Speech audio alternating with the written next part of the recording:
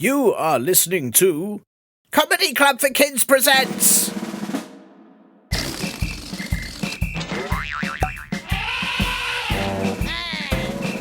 Radio Nonsense, Radio Nonsense, Radio Nonsense, Radio Nonsense, Radio Nonsense. If you are a walnut, listen in. But if you are a walnut, bog off. Thank you to Jenny, age 9, for that brilliant intro to this week's episode, though it is a little confusing for any walnuts out there who may now be unsure if they can listen into this here show or if they have to bog off. I suppose the brilliance of it being an audio podcast is any walnut could listen to this on headphones, tiny little walnut headphones, at the same time as bogging off, and then that way you can do the same, you know, you could do both sort of at the same time. I don't really know how you bog off, though. Do you sort of leave like a squelchy bog very slowly and sort of stinkily out, like you're walking through a lot of mud? Or is it like how in the UK bog can mean toilet, because it can be a word for toilet, go into the bog, and then you have to sort of flush yourself away and hang out with lots of poos? Or maybe it stands for buy one, get one free, and you have to sort of buy one, get one free off, which I'm not sure how you do, but maybe you have to leave twice and not charge for it.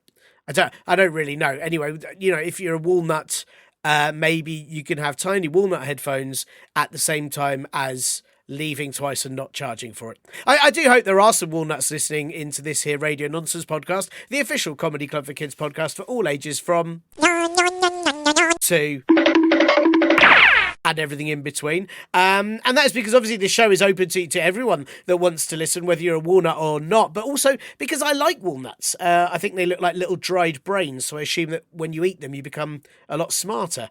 You know, that's how it works with food, isn't it? They say you are what you eat, so if you eat walnuts, you get smarter brains. I mean, obviously really small, dried up brains that taste of nuts, but still smarter ones. That's exciting. And same, like if you eat lots of cheese, you become very mature. And if you eat lots of carrots, then rabbits try and eat your face. That's just how it is. Rabbits are they're really bitey like that, actually. I would advise not eating too many carrots. It can be a bit scary when you're sort of out and about and there's suddenly all these rabbits and it's very scary. I'm aware that I've just said that I hope walnuts are listening, and then I've explained that I like eating walnuts, and that's not really the nicest thing to say to any listeners, is it? Can the rest of you, if you weren't walnuts, imagine me saying, "Oh, welcome to the show, I'm glad you're here. By the way, I'm going to eat your face," which is what I would say if I was a rabbit and you'd eaten too many carrots. Honestly, don't listen to podcasts from rabbits. That's the sort of thing they do. Actually, don't listen to podcasts from rabbits because it's mainly just an hour of them going, and it's really quite boring. Anyway, so look, if you are a walnut that likes this show, Radio Nonsense, then I won't eat you, I promise. But I would like to ask you some questions. Maybe you can send in the answers. For example, why aren't you called brain nuts? Why are you called walnuts? Do other nuts use you to build walls with? Aren't they very wobbly walls? Is your kind of roundish? I don't think that seems great for construction. Anyway, do write in and let me know. But also, bog off! Lots of you have been writing in already, and you may or may not be walnuts. I'm not sure. None of you have actually mentioned on any of the messages if you are a walnut, so I can't tell just from your writing. Let me just empty this here mailbag. Yeah, wow, those emails are pretty heavy this week. It's quite a lot. Let me just check through these. There is a leaflet for Steve's Slimy Pizzas. They look disgusting. What's this? This is an advert for... Have you tried air? Great for breathing and stopping rooms being so stinky from all your hippos. Oh, that sounds interesting. I will definitely look into that air. That sounds pretty good. And here's the first actual message from one of you lot. An axolotl named Darren has sent in, "I think I saw Linda over there." Amazing. Thanks for letting me know, Darren. No wonder axolotls always look so happy where they're just so helpful like that. That's amazing. Linda, did you know you've been spotted out and about? Linda. Where is Linda? Who is Linda? Well, Darren knows, apparently, at least knows where she is. Oh, no, wait, hang on. No, wait, there's more to his message. Hang on. Not over there. There, by the stinky hippos. No, not those other ones. Oh, never mind. It was just a mop. Oh, Darren. You had me so excited then, but... Once again, if that is a mop, and it is, it's the mop I used to clean the stinky hippos, and it isn't called Linda, it's called Mopley Grubbington the 12th. And if it is a mop, which it is, then where is Linda? Once again, we have no idea. But if you spot Linda anywhere, or you think you do, then please let me know by writing in, perhaps even enclosing any pictures or drawings of the incident, and hopefully we will find her soon, if in fact she's anywhere at all. Also this week we've had a brilliant joke sent in. Hang on, let me find it through the rest of these emails. No, there's a fine. What's that for? When I left 6 farting ducks outside the shop and they caused a lot of upset. Yeah, well, great. I'll pay that later. That's what I need. Thanks very much. Right, right. Here is the joke from Tenar, who some of you might remember has written in before, but last time she wrote into the show, she was 5. And this time, I'm pleased to say she is now 6. Again, she doesn't say 5 or 6 what. She might now be 6 wombats tall, or 6 times 400, or, just feeling a bit 6, which, like sort of not very well. Hopefully not that one. Hopefully she's just 6 years old, which means if she stands on her head, she's 9. And what Tanar does say is this here joke. What do you get when you cross a bum and a caramel? A bum-filled caramel. Amazing joke. Thank you so much to Tanar and her. This is what she's put. Squirt zombie poo foam butt. Sorry, mum, that helped her send that in. That is what Tanar calls her grown-ups. Absolutely brilliant. And if you have a joke you want to send in, a Linda sighting, some walnut knowledge, or perhaps even a question that you would like to be answered on this show, and we really do need more of them, please send loads of those in. Then do get your squirt zombie poo foam butts, grown-ups, to help you email us at podcast@comedyclub4kids.co.uk. Don't forget, we also have loads of Radio Nonsense and Comedy Club for Kids t-shirts at our comedyclubforkids.store, and you can check out where you can see us live at comedyclubforkids.co.uk too. And if you're a walnut, you're welcome to be both of those things. You don't have to bog off at all. You can definitely get a t-shirt. We don't have them in walnut sizes, but you could sort of, hide in the sleeve of one, I guess, while wearing your little headphones. And of course, you can come along to our live shows. Just make sure someone doesn't eat you, in the hope that they'll get smarter little dried brains. And now, of course, it is time for the most important bit. So I'm going to get clearing up all these emails and researching some walnut facts. And you have a listen to this. You grab a handful of walnut. On today's show, our amazing guest is Andrew O'Neill, also known as Andrew O'Neill, who's best friends with a seal, squadron leader Andros Nellington the Zooteenth, and to the Nepalese, Joe Broccoli Darasam. But all of our listeners will know you from being the only person in the world that speaks fluent filing cabinet, the record breaker for fastest ever souffle upsetting, and most famously, of course, the champion of every world newt stirring competition since, this is incredible, 2007. Andrew, it's lovely to have you on the show. How are you doing? Clunk. Oh, sorry, you don't speak filing cabinet, do you? Okay, so... Oh, wow. But I'm honoured. I'm honoured that you would do that on the show, because I know that, you're very professional in it. Often that's something you charge quite a lot of money for. That's right. There are... You'd be surprised how few filing cabinet translators there are. In the 21st century, we've tried to use AI to translate filing cabinet for us, but no, I jet round the world translating for filing cabinets on behalf of filing cabinets, and I'm actually part of the filing cabinet language pride movement. We're trying to get Welsh banned in Wales because Welsh is increasingly being spoken in Wales at the expense of the filing cabinet language. Which is one of the oldest languages. Actually, I don't know if you're aware, filing cabinet language predates the invention of the filing cabinet. Wow, is that right? So what was the earliest sort of, discovery of the filing cabinet language, and when did that start? Well, historians disagree. Some believe that the people were speaking filing cabinet in Sumeria approximately 4,000 years ago. Some of the Bible was written in filing cabinet. Those Gospels are now lost. And there are some people who believe that Jesus Christ was actually a filing cabinet. The word cabinet for government comes from filing cabinet, obviously. The cab, as in a taxi, that comes from the filing cabinet. Basically, anything with the word C, A, or B, a cab, that's from filing cabinets. Sure, yeah, right. That makes, I once got trapped in a filing cabinet, and I was very lonely because the filing cabinet was a deaf-mute filing cabinet, unable to speak. And I was in there, filed under A for Andrew, of course, and I was there, and only with a very, very softly spoken mouse. Wow. How long were you trapped in there for? 5 minutes. Oh, that's not too bad. I mean, that's did somebody find you? Were they searching for something under the A section? Is that how you were found? Yeah, happily, someone wanted to know more about aardvarks.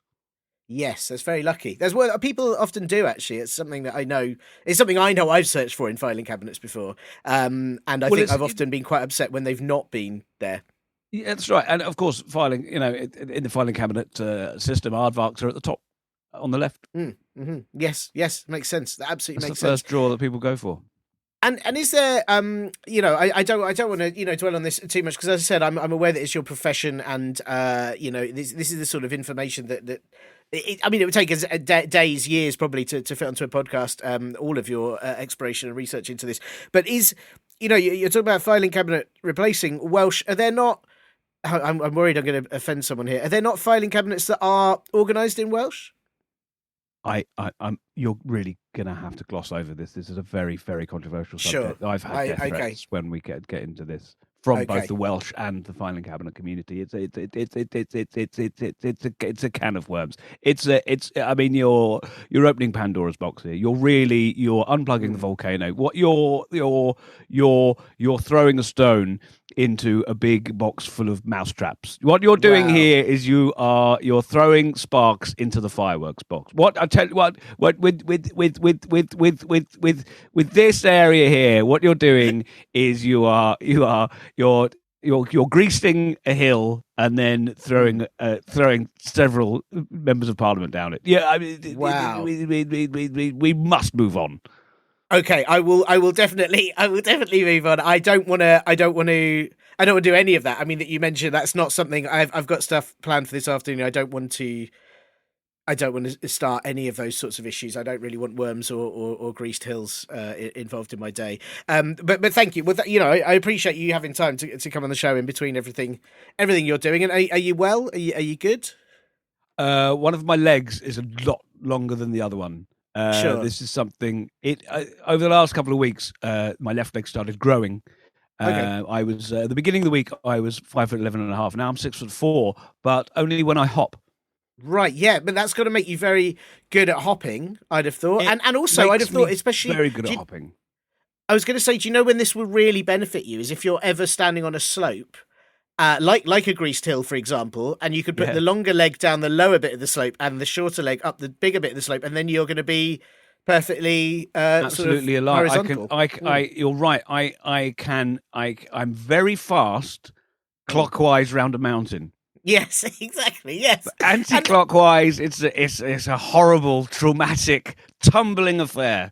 Well, but whoever goes round a mountain anti-clockwise, that's unheard of. I mean, even Nazis. That song, right? Yeah, that'll be yes, that's true. That's what they were famous for. Yes. Yeah, I'm physically unable to be a Nazi, which is a good thing. This actually reminds me that the leg lengthening. I don't know if you recall back in the late 90s, my bottom.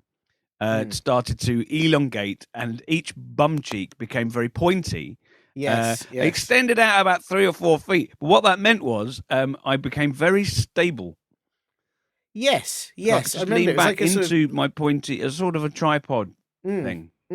Yes, you looked very comfortable whenever I saw you. Actually. I was very comfortable. I mean, unfortunately, the relentless, deafeningly loud farting was a side effect I wasn't prepared for. So sure, because it sort of siphoned it out in a. That's right. There was a resonance. It set up a static resonant wave, and of course, caused the last major earthquake in San Francisco. Yes, yeah. I mean, again, I didn't want to sort of proportion the blame onto you for that, because I remember at the time there were fingers pointed and some knees pointed and occasionally ears, but I didn't. There was a lot of pointing knees at the time. I mean, I haven't talked about the far earthquake situation, but I'm having a lot of therapy for my post-traumatic stress disorder. My therapist has said, look, talk about the farting. If you talk about it, you can own it. You know what I mean? I mean. And actually, my therapist, because I haven't, as you well know, I haven't farted since the late 90s. Yes, but I'm working with a physical therapist because I haven't farted since the late 90s. There's a huge build-up of gas I mean, that Yes. might be Yes. actually it might be the gas that's lengthening my leg. Well, I was going But to say, I didn't want to be rude, but you do look sort of quite inflated. yeah, I mean, people have noticed. A lot of people have asked me if I'm bum pregnant. Yes. And Yes. in a funny way, I am. But all I'm Yes. saying is, July the 25th, 2022. Stay indoors Oh, yes. because it's all coming out. Wow, that's the date. Is there a time? Is there a time, or is it just going to happen? They reckon it's going to take all day. You know, they're hoping to release the gas in a controlled and safe way, but the risk of explosion, the risk of what it's called is a high velocity bum gas rupture. Wow. Is there no way, because we're in a situation on the Earth where we kind of need natural energy and renewable and green, and I mean, I don't know if it's going to be green energy. It depends. It's been inside you quite a long time, probably quite green. What they reckon is that the gas will be released at such velocity it will actually escape the Earth. So it will shoot straight into space. It will escape the Earth's gravitational. But we did talk to Greenpeace about harvesting it as a natural resource. But what we have to, I mean, there's been we've been in touch with NASA about the bum gas release, because if I were to point my bum in the wrong direction, one of two possible what were called nightmare scenarios. That's NASA's phrase. Could happen. Number one, the jet of gas could knock the moon out of alignment, thus, disrupting tides. The other one is if the gas goes towards the sun. Yes, there's a very, very real danger of what is called ignition. I don't know if you've ever relit a candle by the smoke that's pluming up from it. Wow. Basically, the jet of there's so much gas. If it goes near enough the sun, there will be a backdraft.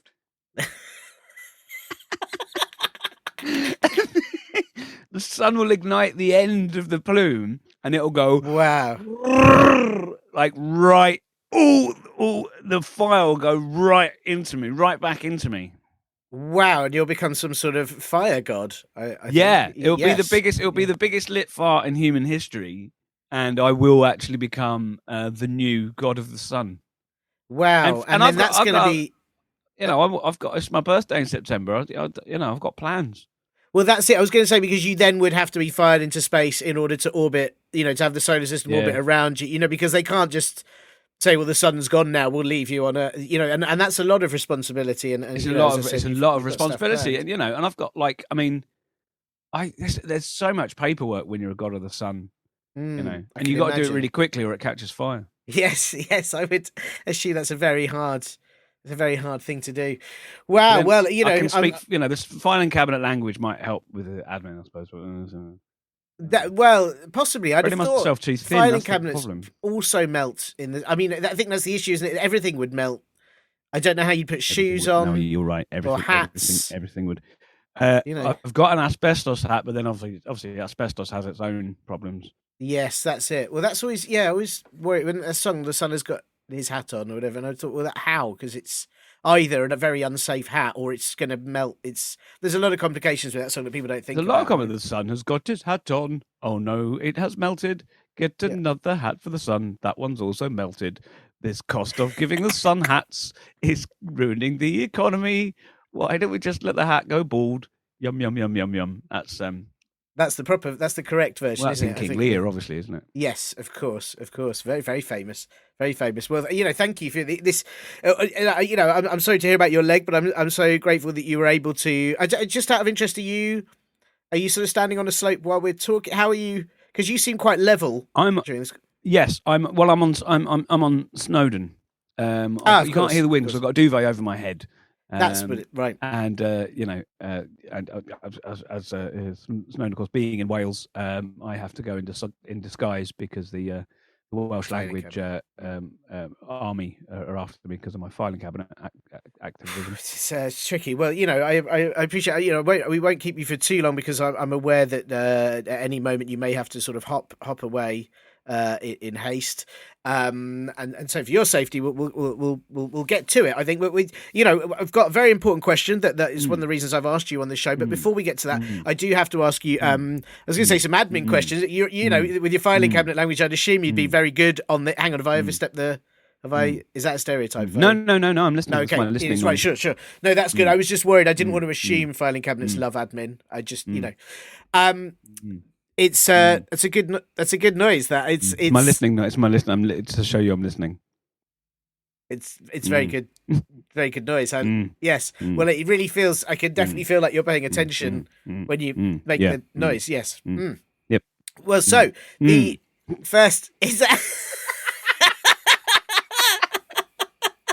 My Uncle John, my nan's cousin, used to do that, and it was like like really like overactive listening.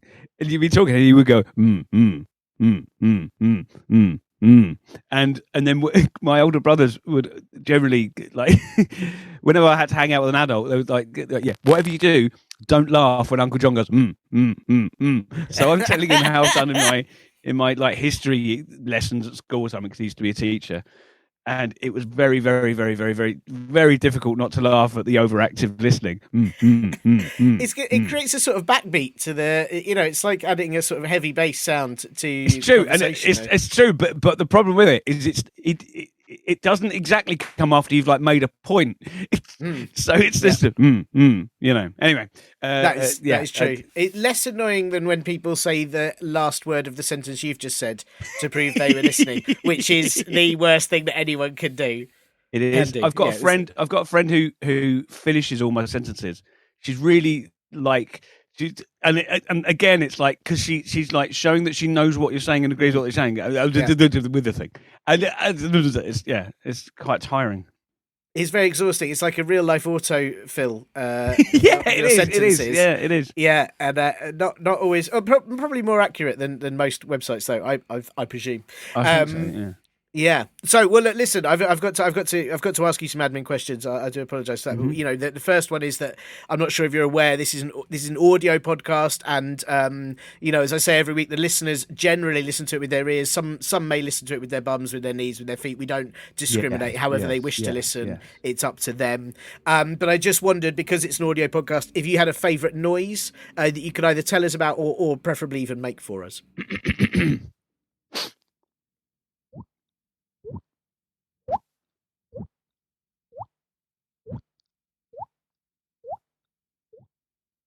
That's amazing. Are you in a cave? Is that that is just my face. What?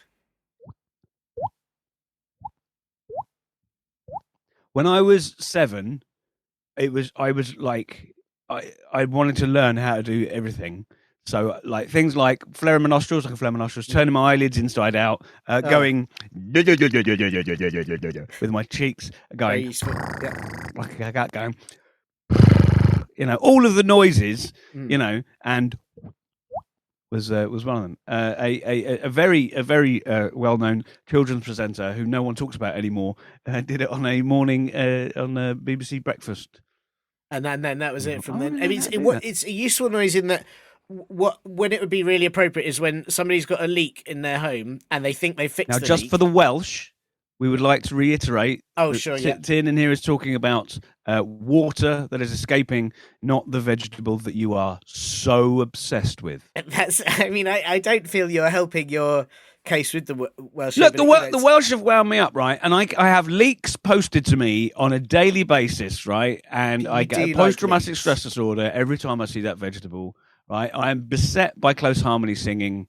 And there's a coal mine in my back garden. There's no coal there, just now a massive mine shaft.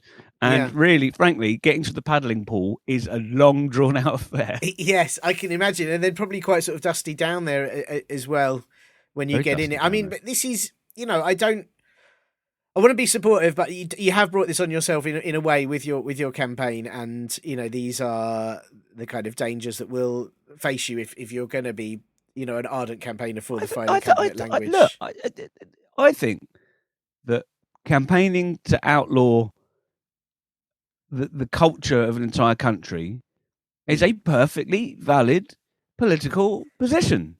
You know, I think arbitrarily deciding which country's culture to ban. I wrote all the countries down on a dartboard, threw the dart, it hit Wales. I was like, right, my mission in life is to prevent anyone speaking Welsh, thinking about Wales, playing rugby, and I've actually, because of the way my brain works, started having a go at massive massive sea mammals as well. Of course. Well, yes.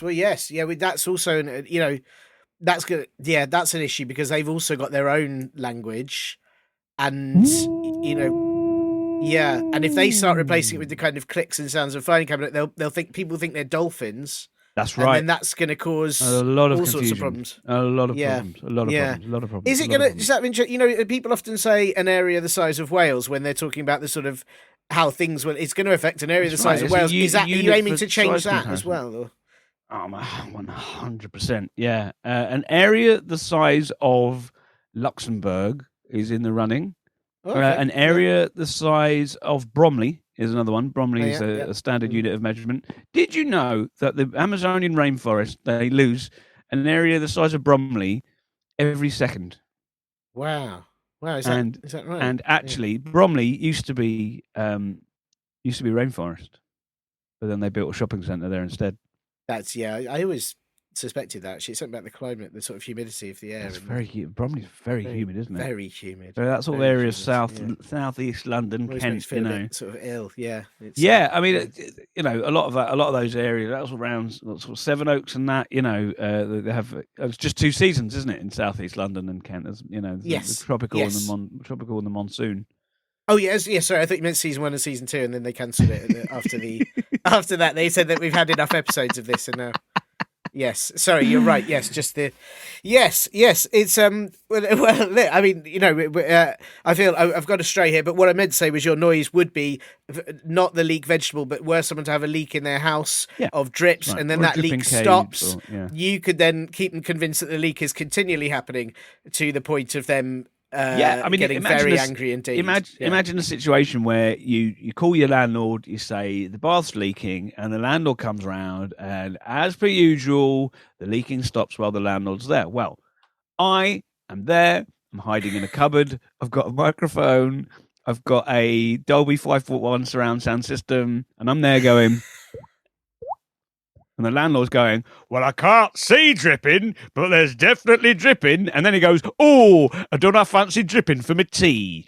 And you go, what's dripping? You go, it's sort of animal fat that people used to put on bread back in the past. And you're going, why are you putting that voice on when you're from Westminster? Because I like it. It's a sort of cultural appropriation. Get out of my house, you cultural appropriator. I will. Up and I will. I'll fix Toot Leak next week. He's gone from Yorkshire to somewhere else. It is incredible how all landlords do that, and it's amazing all how landlords do, don't they? I don't mean to sort of generalise, but it is amazing. Every single landlord in the world. Yes, does a free roaming northern accent. Yeah, Get me to the foot of our stairs. It's incredible all around the world. Wherever listeners are hearing this from, that's how landlords sound. Wow. Well, thank you for your incredible noise. And the other question, of course, I have to ask you for the sake of this show is that this is a family friendly podcast. It's suitable for all ages you can possibly imagine. Can you imagine an age, Andrew? Yeah. Yep. Which one? Yep. Imagining it now. Yeah. Can I ask which one? Oh, the Bronze Age. Yeah, perfect. It's absolutely suitable for the Bronze Age, the Cretaceous to Jurassic. It's just not suitable for 100-year-olds, but that's a long, complicated thing that listeners bored me talking about. Every other age, suitable for, except 100. 101 onwards, fine. Cretaceous, Jurassic, all those, Mesopotato, all of those ones. Mr. Potato Head, all of those ages. Mesopotamia Head, Mr. Yes, Mesopotamia Head is a very complicated toy with some very incredible headgear that you can put on it, though. And I've got several myself.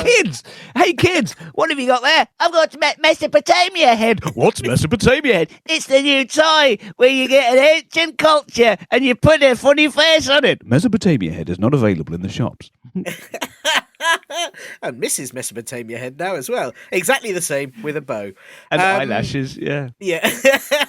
Because this show is suitable for even the Bronze Age and I'm Mesopotamia. writing Head Mesopotamia Head down and pitching it to MB Games afterwards. I think go for yes. I think they would love it. Or Mattel. I think it could be like the new hot toy, probably like hot potato toy. Yeah, that's it. That's the tagline. Potato toy. Hot potato for all the ages. Mesopotamia Head may burn your hands. It's fantastic. I think all the listeners would buy it. We'll see if we can. Someone will make that, or I'll make it. I'll just put a hat Mesopotamia on a Head potato. comes with oven gloves. Do you think we could get away, because we've got a fantastic radio nonsense as a shop? Do you think I'd get away with selling potatoes on it that I've put a little hat on and call them Yeah, definitely. Just- Like ancient scrolls and stuff. ancient.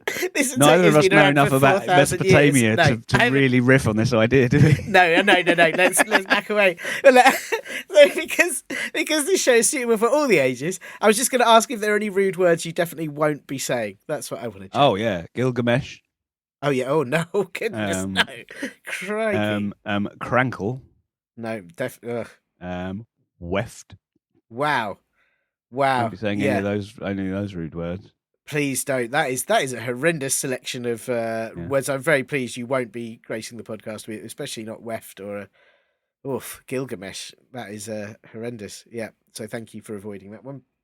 It's glad to know we're keeping this podcast safe for everyone's ears. Thank you. And look, now the reason I've got you on the show, the reason, you're an expert in many things, but I know this question is for you, and it was sent in by Luke, who did send his full name. His full name is Luke Sibley.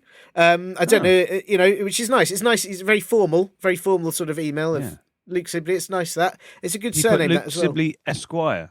That would be nice. Didn't put any sort of qualifications or anything afterwards, or. Does Sibley mean he's a little bit like a brother or sister?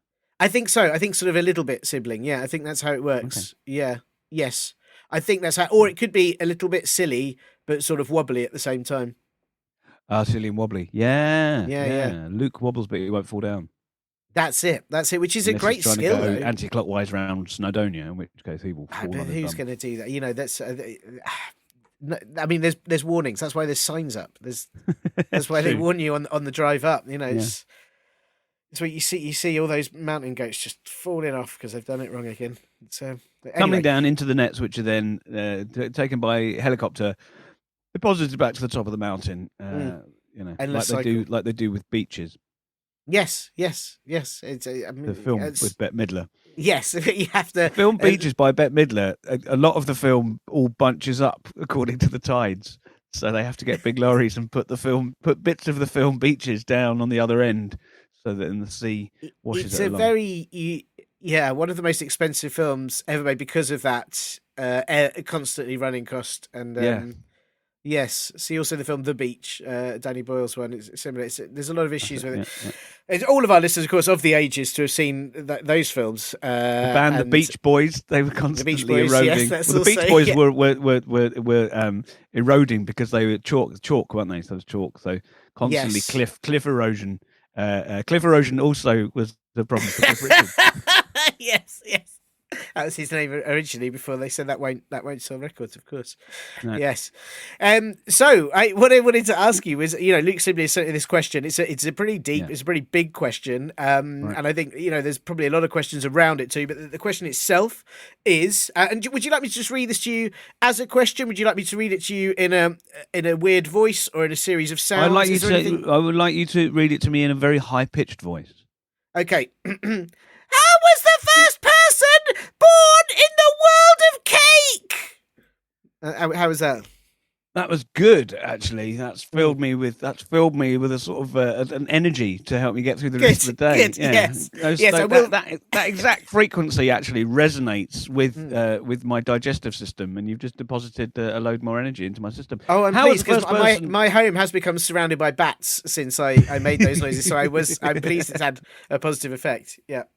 Well, the first person. So how's the first person born in the world of cake? Was it? Yeah, and I should say it's how. It's not who. It's not. I don't know if we need to find out who they were. It's just how was the first person born in the world of cake. The world of this. I mean, we're obviously talking about the. I mean, the world of cake is a new name for what we've known for at least 75 years as the planet XP419. The planet XP419, which is actually in just before sunrise, you actually see XP419 glowing in the southern hemisphere. The southern part of the sky, and it was only in the late 80s when we got the sorry, not the late 80s, the late 90s, when we got the Hubble telescope out. Oh yeah, they got more information from XP419 and discovered not only was it made of cake, but it was also inhabited by a lot of type 2 diabetics. Sure. Yeah. Due to the sugary nature of the planet they were living on. So, I mean, how was the first person born in the world of cake? The answer to that is incredibly noisily. Right.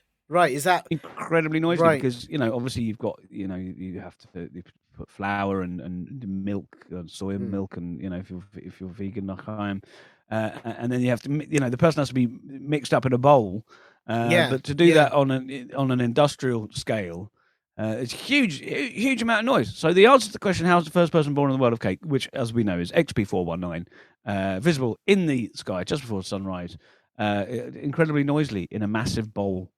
Wow, I mean that's quite revelatory. I'm pleased you pointed out it was XP. Was it XP41? Yeah, XP419, now known as the world, officially designated as the world of cake. The world of cake. Yeah, that's good because I wasn't sure. I wasn't entirely sure what they were talking about. I know there's that song, isn't there? That famous song "In the Ghetto," and I didn't know if that was about the world of cake. But that's a different. That's a different thing. That's a different thing. Yeah, that's a different thing. Of course, XP412 was originally going to be called the world of leather, but the popular sofa retailer objected.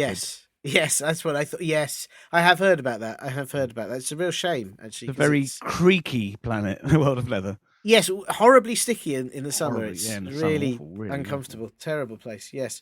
What I wanted to ask you, the world of cake. Which cake is it made of? The answer to that is no. It's fully qualified. Right. Of course. Yes, that makes sense. And what I also enjoy is, I'm a type 1 diabetic, so I type 2 slightly evade me. But people in the world of cake are indeed made of cake, and also not able to.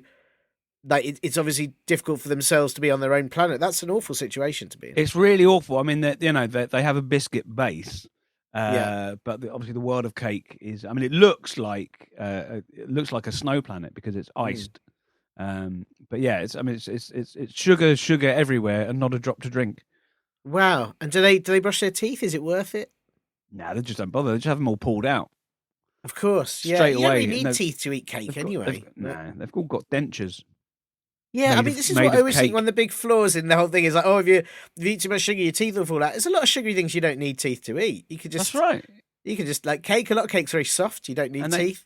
They all look like they've got facial piercings, but it's just those little silver balls. Oh, of course. Yeah, that makes sense. But it must be quite lovely. I imagine it's just a wonderfully decorative, colourful planet. It smells lovely. Oh, yeah, but it smells lovely. The whole planet smells like it's just got out of the oven. Yeah. That is really nice. I can imagine. Do you know what they're absolutely sick of on that planet, on the world of cake? What's that? Cake. Yeah, I bet they are. I bet they invite them around for cake. They're awful. Obviously, it's too far away for us to ever get there. But we've been communicating with them, and what they keep saying is, for the love of all that's good, please just send something savoury. Just please, some gravy or an oxo tube, a sausage roll. We're sick of pudding. We just want some roast potatoes.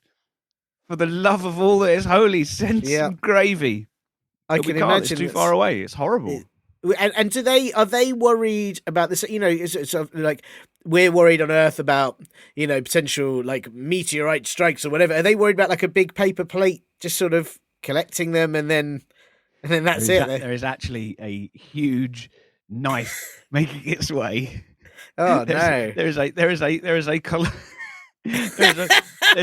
There is a bride and groom 4,000 miles across with a huge knife that is making its way to the world of cake. Terrifying. Yeah, awful. They're going to cut That is slices very into scary. it. You know. Wow. Well, look, I mean, well, actually, one last question I've got to ask you. You know, I did say it wasn't. The question isn't who was the first person born in the world cake, but who? Yes. Do you know who it was, out of interest? Or... Bobby Cakes. Yeah, of course it was. Right, of course. Right. And Little Bobby Cakes. Yeah, of still course. alive, of course, and you know, a very, very, very, very, very, very cake-like individual. Yes, and really sort of the upper tiers of society in cake. Yeah. Oh, absolutely. Yeah, I mean, absolutely. You know, I mean, yeah. Bobby Cakes is, you know, very much the aristocracy. Yes. You know, there's all, you know, like the kind of royal family, because they've all, of course, got a buttercream filling. Of course. The lower classes, you know, they're just plain sponge cakes. No jam. No jam. No. Wow. That's actually one of the ironies of the world of cake is there's no jam. That's because there's no fruit. It's just cake. It's hard, but you know, I guess this is the universe is large. There are many things out there. You know, who's to say there isn't a world of bread? Who's to say there isn't a world of soup? There is a world of soup. Okay. And and it's actually always just behind Jupiter. Right, they didn't know it was there. They didn't know it was there until the Voyager probe went past. Oh, yeah. And I mean, there was a ladle that sticks out behind Jupiter. You can occasionally see. Oh yes. Yeah.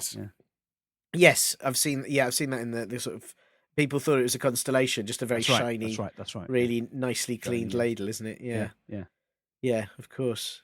Wow. Well, you know, thank you. This has been, you know, I hope Luke is Luke Silly Wobbly is happy with that answer. So, well, you know, and I hope Luke feels that you know they've learned more about XP419 and the health implications of a world of cake.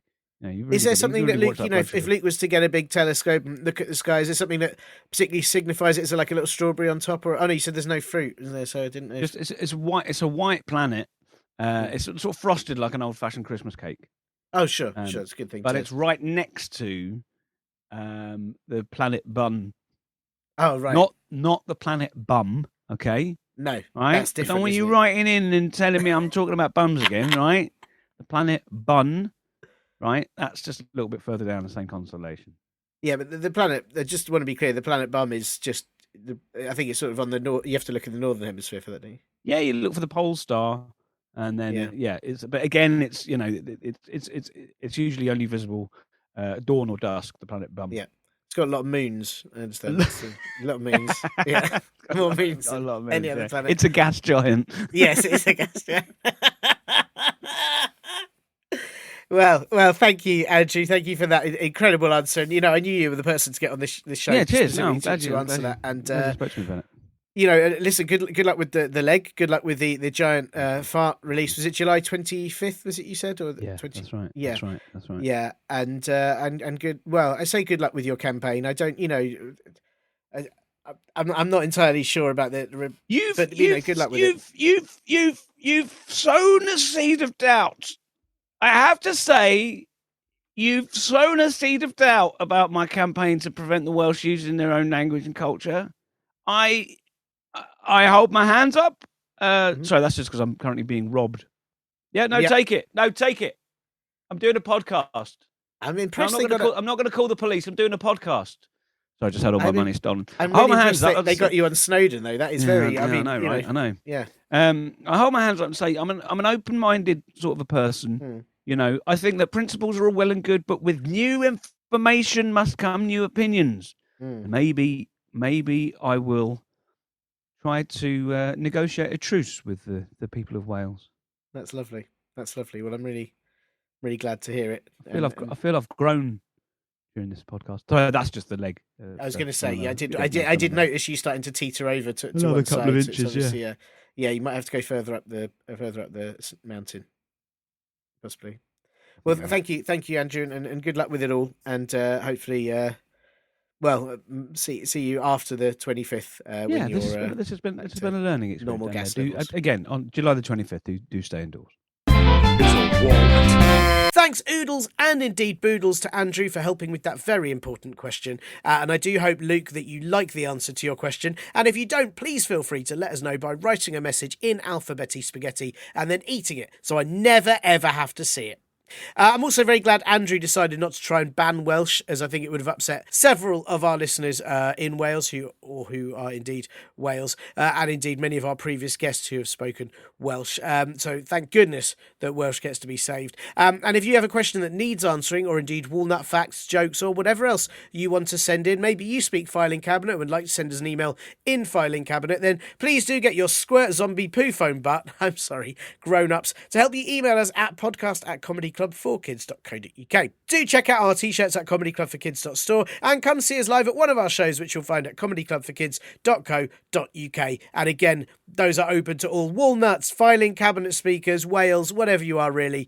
Do come along and do grab a t-shirt, which again probably won't be in your size, especially not if you are a whale. You could order sort of 50 of them and sew them together and wear them as a pair of pants. And now, Jenny has also sent in an outro for this week's show. Thanks again, Jenny, for that. So here we go. Do not listen to the next sentence that I say.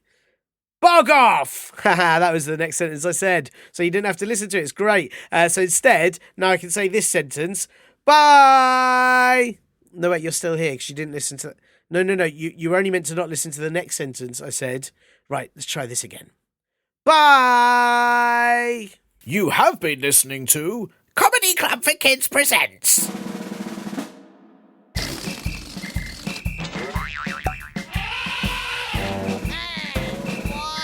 Radio nonsense, radio nonsense, radio nonsense, radio nonsense, radio nonsense. It's the end.